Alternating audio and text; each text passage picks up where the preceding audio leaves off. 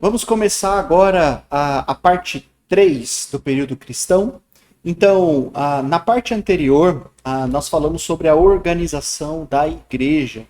Então, como a igreja é organizada, nós falamos o que é a igreja, desde a definição sobre o que é a igreja, o que a Bíblia mostra para nós do que é, e começamos a falar sobre como ela é organizada. E agora nós vamos entrar num ponto-chave que nós vamos falar sobre salvação.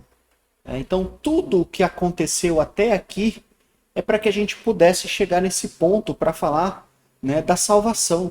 A salvação é talvez o assunto mais importante da Bíblia para nós, né? Porque salvação diz respeito a aonde eu vou passar a eternidade depois que eu deixar esse mundo. Para onde eu vou? E principalmente, né, nós vamos ver aqui o que Deus fez para que eu e você pudéssemos ser salvos, e nós vamos ver o que Deus espera de nós nesse processo enquanto estamos aqui, né, na Terra, tá bom? Então vamos lá. Vamos ver nesse primeiro bloco como é a conversão na igreja. Como é a conversão? O que a Bíblia ensina para nós sobre conversão? Então, assim como a adoração e a organização, né, que foram tópicos que nós abordamos aí nas aulas anteriores, salvação é uma doutrina muito séria e não pode ser negligenciada, não pode ser modificada, não pode ser ignorada. Porque é muito sério esse assunto. Porque dessa doutrina, né, da salvação, depende a vida eterna de uma pessoa. Então, ninguém tem a permissão de mudar a forma de conversão que une o pecador a Cristo, cujo resultado final é a vida eterna. Então, ninguém pode mudar, né, o que a Bíblia mostra para nós. E nós precisamos ter muito cuidado para ficar somente com o que a Escritura nos mostra. Assim a gente pode ter a certeza de que estamos no caminho certo, tá bom? Bom, pois bem, para a gente começar esse bloco, eu preciso que você primeiro leia essas perguntas, dê um pausa no vídeo e responda essas perguntas, tá bom? Mas, vamos lá, eu vou mostrar para você aqui sobre do que se trata. Então, primeiro, você vai responder a pergunta número 1. Você se considera salvo ou perdido? Ou não sabe? Então, você se considera salvo, perdido ou não sabe? Se eu perguntar para você hoje, se você morrer hoje, você acha que você está salvo, vai para o céu, perdido, você vai para o inferno, ou você não saberia responder essa pergunta? Então, pega um papel e escreve aí a sua resposta. Pergunta número 2. Se você respondeu salvo, eu tenho certeza que se eu morrer agora eu vou para o céu, escreva como é que foi sua conversão. Escreva aí no papel. Minha conversão foi assim, assim, assado, enfim, né? Terceiro, se você respondeu salvo, especificamente quando você acha que recebeu o perdão dos seus pecados. E se você lembra a data, você põe aí. Então, a salvação envolve o perdão de pecados. Quando você acha que isso aconteceu? Qual foi o momento? Você participou de uma campanha de oração? Você foi no monte orar? Ou você estava num retiro? Qual foi o momento em que você acha que recebeu o perdão dos seus pecados? Coloca a data aí. A pergunta número 4, você já foi batizado? Sim, não. Quando você foi batizado? A pergunta 4, ainda falando sobre batismo, letra A. Como foi o seu batismo se você já foi batizado? Foi por aspersão? Sabe o que é aspersão? É quando derrama água em cima, né? Aspersão é quando há o derramamento de água na testa ou joga uma aguinha assim, né, espirrada, né? Volta lá no slide. Então, aspersão ou por imersão? Quando você é totalmente mergulhado na água, né? Então, qual dos dois foi o seu batismo? A pergunta B aqui, ó, 4B, ainda falando sobre batismo. Por que você foi batizado? Qual foi o propósito? O que te motivou a querer ser batizado? Né? Você foi batizado porque era uma cerimônia para fazer parte daquela denominação, da igreja que você fazia parte, que você faz parte? Você foi batizado por quê? Escreva. Eu quero que você escreva isso daí, né? Pega um papel aí do lado e vai escrevendo aí as suas respostas, tá bom? E a quinta, você acha que o perdão ele vem antes ou depois do batismo? E por quê? Né? Você acha que o batismo você recebe perdão, depois você é batizado, e aí você é acrescentado na igreja, ou como fala aqui, né? Ou você é batizado e depois você recebe o perdão. Qual é a sua opinião sobre isso? Escreve aí a sua resposta, né? E deixa guardado. Então dá um pause aqui agora, tenta relembrar isso daí, e aí aí você dá continuidade no vídeo para assistir o restante do vídeo, tá bom? Dos próximos vídeos, né? Não só esse, mas nos próximos a gente vai tratar esse assunto aí de conversão, tá bom? Então, escreve, terminou, pega essa folha, deixa do lado, vamos assistir a aula agora e depois nós vamos voltar para essa folha, tá bom? Então vamos lá. Dando continuidade, vamos ver a primeira coisa que nós vamos ver é o que Deus fez para que eu seja salvo.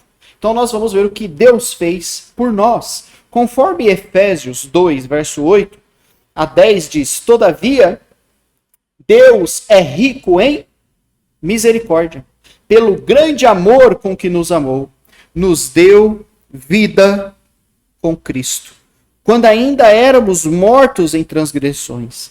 Pela graça, vocês são salvos. Pois vocês são salvos pela graça por meio da fé, e isso não vem de vocês, é um dom de Deus, não por obras, para que ninguém se glorie. Né? Então, o texto de Efésios, capítulo 2, do verso 8 a 10, é muito claro. Nós somos salvos, né, porque Deus é rico em misericórdia. Em que sentido?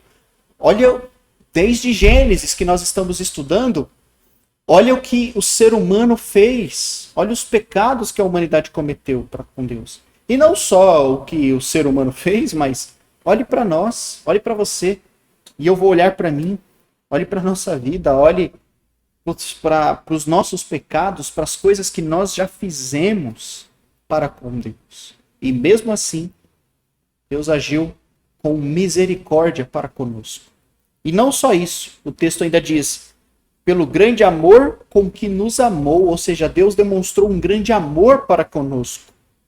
Ele nos deu vida em Cristo. Quando ainda estávamos bem e fortes? Não. Nos deu vida quando estávamos mortos em transgressão. O que é em transgressão? Em pecado. Então, quando nós transgredimos a lei de Deus, quando nós pecamos contra Deus, então, quando nós estávamos nos nossos pecados e na nossa sujeira e na nossa lama, Deus nos amou. Então, olha que mensagem poderosa. Olha que Deus misericordioso é esse que nós servimos, né? Que nós adoramos. Um Deus misericordioso e que demonstrou esse grande amor para conosco. Agora, olha o próximo slide. Né? Então, essa é a parte de Deus. O que Deus fez? Tudo. Deus deu Jesus por nós. Deus fez tudo por nós. Né? Então, o que Deus fez para que eu seja salvo, conforme Efésios, a salvação é pela graça de Deus. O que é graça? Graça, no seu sentido original, ele significa um favor imerecido. Às vezes é um pouco difícil para nós definir a palavra graça, mas eu quero tentar com você essa analogia. Graça, pense num presente. Pense num presente muito valioso. Um presente maravilhoso. E pense numa pessoa que você ama muito. Uma pessoa, talvez a pessoa que você mais ama na sua vida. Né? E você pensou nessa pessoa, né, para poder dar esse presente. Então, olha que interessante. Agora eu quero que você pense na pior pessoa que já passou na sua vida. Pensa numa pessoa que você talvez tenha dificuldade de convívio, numa pessoa que te prejudicou, numa pessoa que quis o seu mal. Graça é você pegar esse presente valioso, precioso, e você dá para essa pessoa que quer o seu mal, ou que fez tudo para te prejudicar, ou alguém que não vale nada. Isso é graça. E é exatamente isso que Deus fez por nós. Porque nós não merecemos nada. Os nossos pecados ofendem a Deus. E nós ofendemos a Deus muitas vezes e de muitas maneiras diferentes. Mas Deus demonstrou graça para nós. Deus fez um favor imerecido para nós. Que favor foi esse?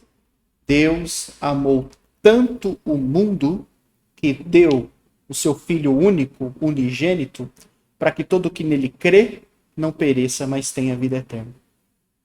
Então, Deus deu o melhor para nós.